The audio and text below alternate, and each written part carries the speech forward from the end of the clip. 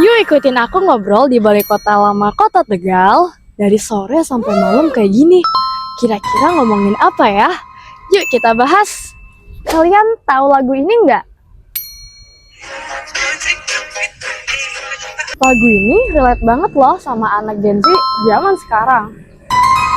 Kenapa ya kita yang tiap hari megang HP tuh nggak ngerasa kalau misalkan udah sejam, 2 jam, bahkan 5 jam saat main HP. Itulah yang dinamain doom scrolling. Lalu hasil PISA pada tahun 2022 menunjukkan bahwa Indonesia peringkat ke-359 dalam literasi membaca. Itu adalah peringkat yang terendah sejak tahun 2000. Ngeri nggak sih? Lalu apa sih itu peringkat PISA dan aspek apa aja sih yang diukur? Ada 3 aspek dalam literasi PISA yang diukur. Yang pertama, literasi membaca. Yang kedua, literasi numerasi atau matematika.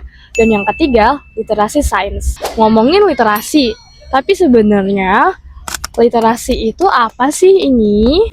Kalau kita lihat dalam Kamus Besar Bahasa Indonesia, literasi adalah kemampuan membaca dan menulis, serta keterampilan dalam suatu bidang tertentu yang berguna untuk mengolah informasi dan pengetahuan untuk kecakapan hidup. Jadi literasi itu nggak cuma membaca dan menulis ya, tapi lebih kompleks daripada itu. Contohnya, kita lihat ada logo dilarang membuang sampah sembarangan. Ketika aku hanya membaca tulisan yang di belakang, dilarang membuang sampah sembarangan. Lalu aku buang sampahnya sembarangan, apakah itu dinamakan literasi? No, tentu tidak ya. Jadi literasi itu sesimpel bahwa kita membaca sesuatu dilarang membuang sampah sembarangan. Lalu kita menangkap informasi bahwa, oh berarti nggak boleh nih buang sampah sembarangan. Jadi kita harus buang sampah pada tempatnya. Sesimpel itu.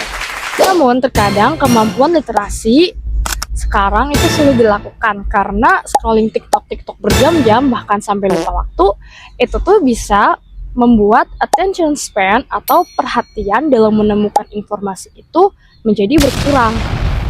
Jadi kemampuan literasi juga ikut berkurang. Lalu gimana sih biar scrolling TikTok tetap jalan, tapi literasi juga nggak boleh berhenti? Di zaman yang serba canggih ini, buku-buku kayak gini tuh nggak ketinggalan zaman loh. Bahkan banyak penerbit maupun penulis-penulis baru berdatangan agar kita gemar dalam membaca.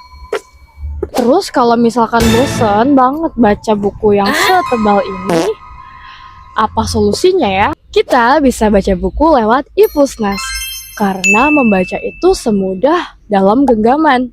Di Pusnas banyak sekali genre-genre buku yang bisa kamu pilih, mulai dari romance, filsafat, politik, ataupun pendidikan, itu semua ada di dalam satu genggaman. So, jangan lupa untuk terus berliterasi karena literasi itu menyenangkan. Bye-bye!